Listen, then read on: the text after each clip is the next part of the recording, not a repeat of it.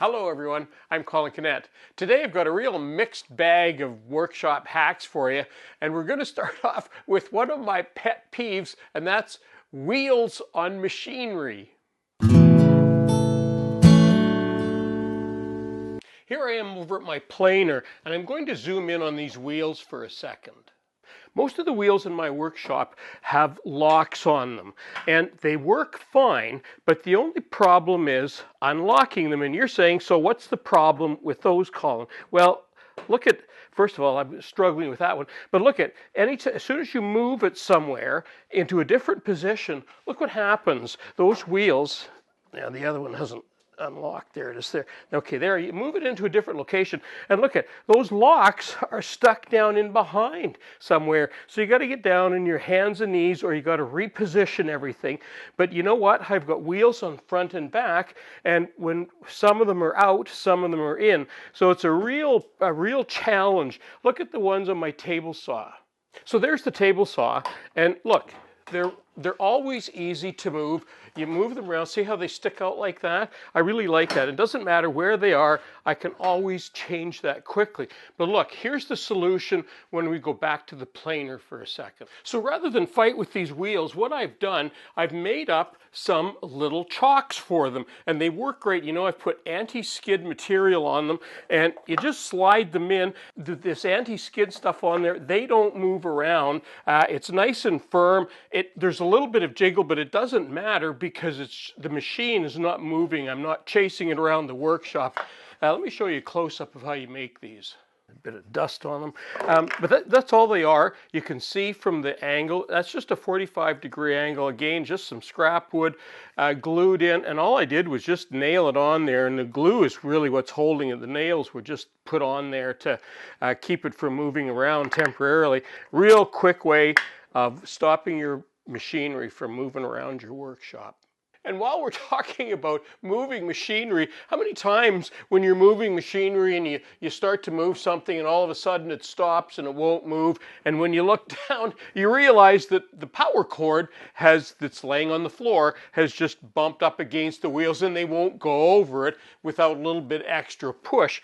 Look, I found a solution for that. These little things here. So that's what I'm using, these little hooks, and they have a really strong magnet on the end. They come in different sizes, and you know what? I bought a size that may be a little bit too small. You can just move that out with a needle nose pliers or something. They'll easily bend. But now they sit on the side of my machines, and when I need to move the cords and keep them off the floor, I just stick it to a piece of metal on the side of the machine, and now it's up off the floor. I can redirect it to another side of the machine if I want.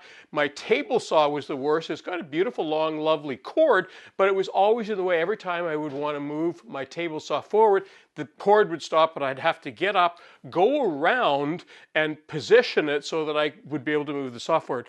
Now I've redirected it, and all I had to do was use 3 of those little magnetic hooks, and now the cord comes this way. I can move my saw back and forth, and it's just so much easier and so much more fun to do woodworking when you don't have to interrupt the flow of whatever it is you're doing.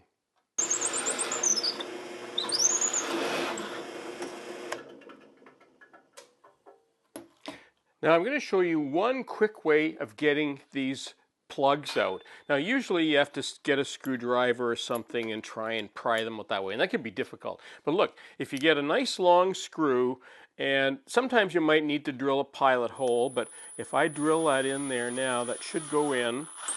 Oh, now it's going to spin. But anyway, you get the idea. If I spin that around a little bit, it should loosen it up enough to get out.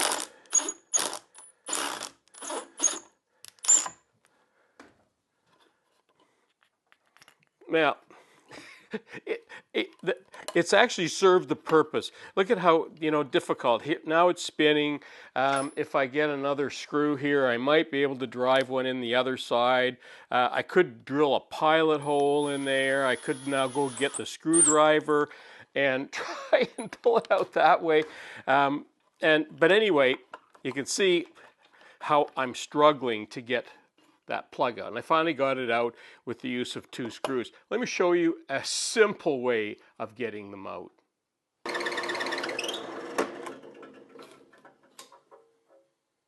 Okay.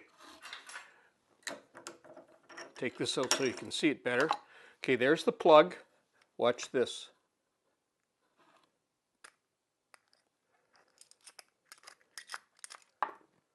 How easy is that? That is the Freud quick release Arbor. And that and these little things, you can get a couple of these. This little thing will unscrew on here. Quite loose enough. There it is. So those unscrew. You can use your existing hole saws, or if you want, if you don't have any hole saws, you can actually purchase the Freud Diablo hole saws, which are a little bit deeper, so that if you're going through a 2x4 and some flooring, you can actually get enough depth to put piping and so on through.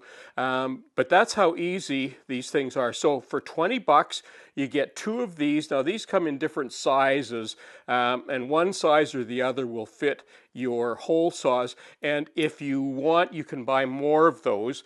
And now you've got not only a quick release, but a quick way of getting plugs out, because honestly, it is so easy with that.